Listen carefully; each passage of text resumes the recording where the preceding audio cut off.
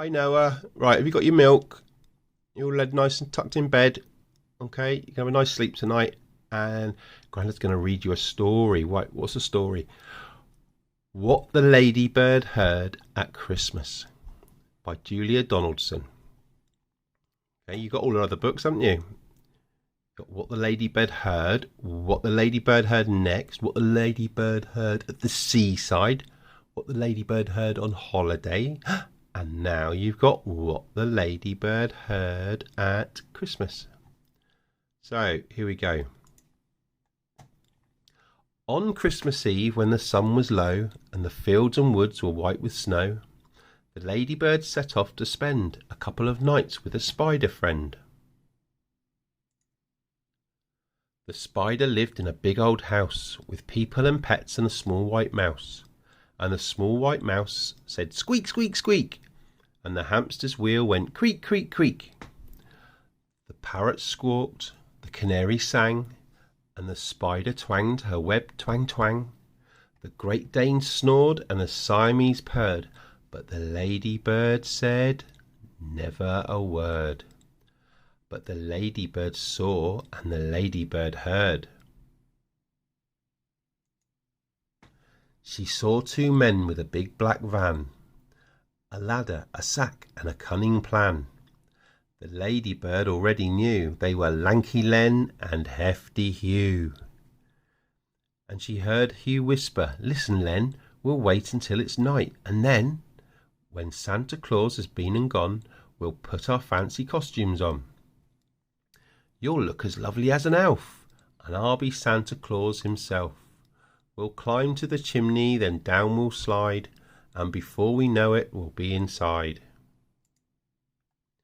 Said Len, "They say that house is haunted, but we're both brave, we won't be daunted. Later on, those girls and boys will have their stockings filled with toys.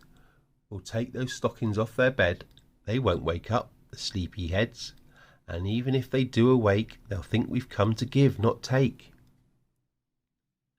The two thieves chuckled, "Ha, ha, ha! What clever crafty chaps we are." Then the little spotty ladybird, who hardly ever spoke a word, told the others what she'd heard. And the mouse said squeak, and the wheel went creak, and both the birds gave a piercing shriek. The spider scuttled, and the Great Dane growled, and the Siamese arched her back and yowled. And all of the pets said, "How unpleasant! We can't let them steal one single present."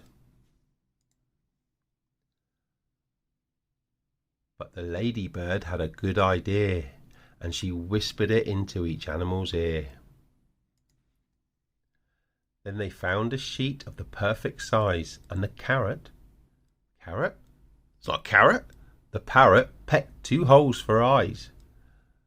The spider spun, and the Siamese cat slunk out to chat to a friendly bat. All the cobwebs everywhere.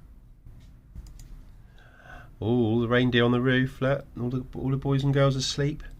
Upstairs the children, Flo, Fleur, Fred, and little Finn were snug in bed.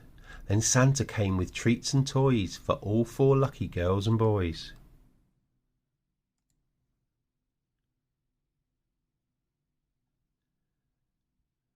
They climbed to the chimney. Oh, hang on.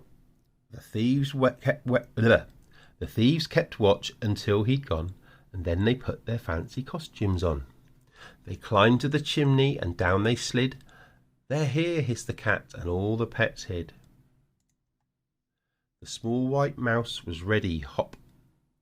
She leapt, and she crept inside Len's top, and Lanky Len began to whine, "There's fingers crawling up my spine." The hamster's wheel creaked round and round, and Hugh said, "That's an eerie sound."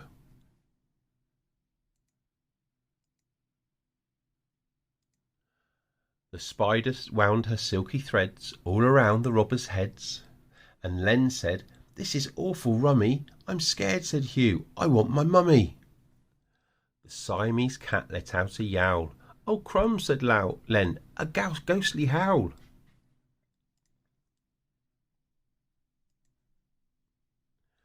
They fell downstairs and they charged outside. But who was waiting? Bats, they cried.